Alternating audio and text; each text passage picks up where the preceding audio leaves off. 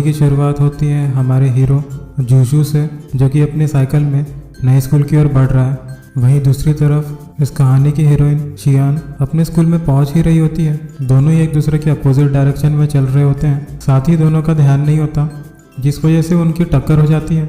जीशू शियान का हाथ पकड़ लेता है, साथ ही वो उसके फ़ोन को पकड़ने की कोशिश करता है, पर फ़ोन को बचाने के चक्कर में वो दोनों एक दूसरे को किस कर लेते हैं। जिसके बाद जीशू ऑकवर्ड होते हुए वहाँ से चले जाता है और शियान उसकी फ़ोटो ले लेती है।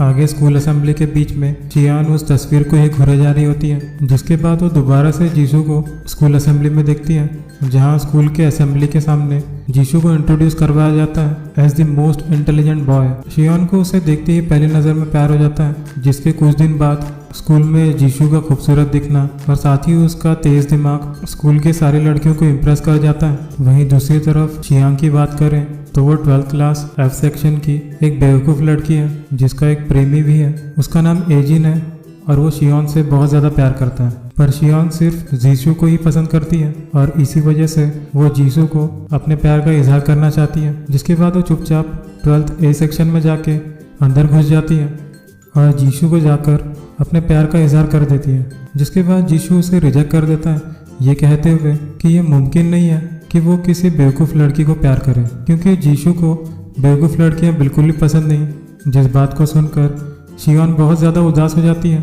और आसपास देखना शुरू कर देती है कि कहीं किसी को पता तो नहीं चला। लेकिन तभी सेक्शन A के सारे बच्चे आकर उन दोनों की वीडियो बना चुके होते हैं। जिसके बाद सारे स्कूल में शियान का वीडियो वायरल हो जाता है और उसकी बहुत ज़्यादा बेइज्जती हो जाती है। साथ ही बुरी किस्मत होने की वजह से एक अर्थक्वेक के दौरान शियान का घर टूट जाता है, जिस वजह से वो और उसके पिता दोनों बेघर हो जाते हैं। जिसके बाद शियान अपने पिता के पुराने दोस्त के यहाँ रहने के लिए चले जाती है, पर शियान को पता नहीं था कि ये घर जीशू का है। जिसके बाद वो दोनों एक दूसरे को एक ही छत के नीचे देखकर हैरान हो जाते हैं। जीशू की मॉम शियान को बहुत ज़्यादा पसंद करती है और वो चाहती है कि वो जीशू की पत्नी बने, और इसी वजह से वो शियान की मदद करती है जीशू से बात करने के लिए। पर स्कूल जाने से पहले जीशू शियान को एक प्रॉमिस करने के लिए कहता है कि तुम स्कूल में किसी को नहीं बताओगी कि तुम मेरे घर में रहती हो। जिसके बाद शियान उसकी बात मान लेती है और जीशू उसे वहीं पर छोड़ के अकेले साइकिल में स्कूल चले जाता है। फिर अगले दिन शियान जीशू को उसका एक वीडियो दिखाती है जिसमें वो लड़की बन के नाच रहा था और उसे मजबूर करती है ताकि वो उसे ट्यूशन दे सके।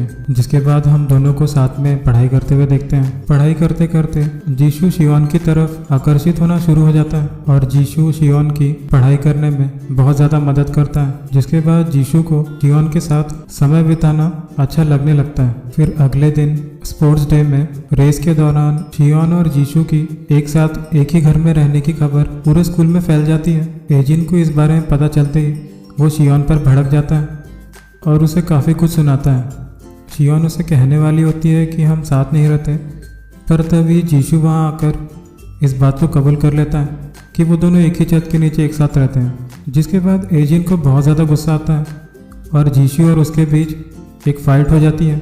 उन दोनों को एक साथ लड़ते हुए देख सेक्शन A और F एक दूसरे पर भिड़ जाते हैं। जिसके बाद जीशू शियान का हाथ पकड़कर उसे वहाँ से दूर ले जाता है और उसे स्कूल के टेरेस में ले जाके प्रपोज करके किस कर देता है। पर जल्द ही जीशू का IIT का एग्ज़ाम होने वाला होता है, जो कि उसके करियर के लिए बहुत ज़्यादा ज़रूरी है।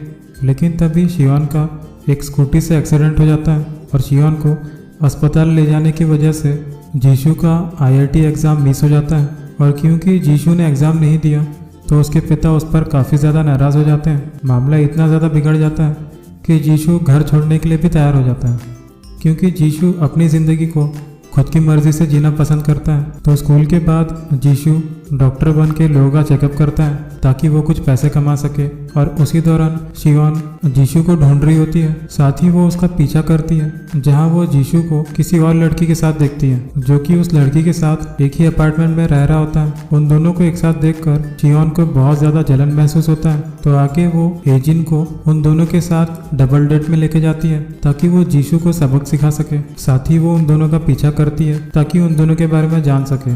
और आखिर में जीशू इस बात बात को कबूल करता है कि वो उस लड़की के साथ एक बिजनेस की वजह से रहता है। इस बात को सुन लेने के बाद शियान बहुत ज़्यादा खुश हो जाती है और आगे वो उसे कहती है कि एजिन उसके साथ बस नाटक कर रहा था। जिस बात को सुनने के बाद जीशू भी हंसने लगता है। आगे जीशू के फ़ोन में कॉल आता है जहाँ उसे पता चलता है कि उसके पिता की हालत बहुत ज़्यादा बुरी हो चुकी है, क्योंकि जीशू के घर को छोड़ के जाने की वजह से उसके पिता को हार्ट अटैक आ गया है और उन्हें अस्पताल में एडमिट करना पड़ रहा है।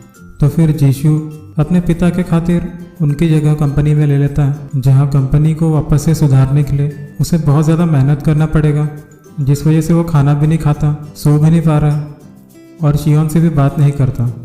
यहाँ तक कि वो अपने पिता के बिजनेस को बचाने के लिए एक लड़की से शादी करने के लिए भी तैयार हो जाता है। पर जीशू के माता पिता इस बात से खुश नहीं होते और आगे हम देखते हैं कि शियोन अस्पताल में जीशू के पिता के लिए टोमेटो सूप लेकर आती है, पर जीशू उसे लेने से मना कर देता है और शियोन को उसकी ज़िंदगी से चले जाने के लिए कहता है और इस बात का भी खुलासा करता है कि उसकी किसी और लड़की से शादी हो रही है। जिस बात को सुनकर शियांग उदास हो जाती है, पर इसके बावजूद वो जीशू को कॉन्ग्रेचुलेशन कहती है और आगे उसे बताती है कि उसने सोचा था कि उसकी और जीशू की शादी होगी, पर उसे बुरा नहीं लग रहा।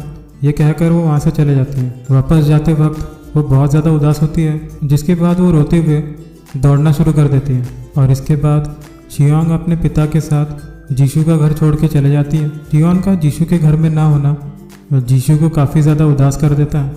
कुछ महीने बीत जाने के बाद शियांग जीशू का इंस्टाग्राम अकाउंट चेक करती है, जहां जीशू इस बात को बताता है कि वो अपने स्कूल में वापस से आ रहा है, जिसके बाद शियोन उसे देखने के लिए स्कूल चले जाती है।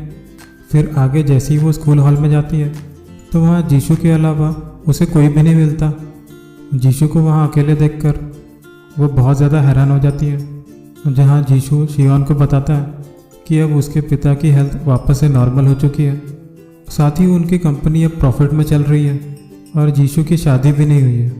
ये सब सुनकर शियोन बहुत ज़्यादा खुश हो जाती है, जिसके बाद जीशू शियोन को शादी के लिए प्रपोज करता है और फिल्म के अंत में हम देखते हैं कि जीशू शियोन को पहले से ही पसंद करता था, पर शियोन को उसने अपने दिल की बात कभी नहीं बताया और आखिरकार उन दोनों की शादी हो जाती है।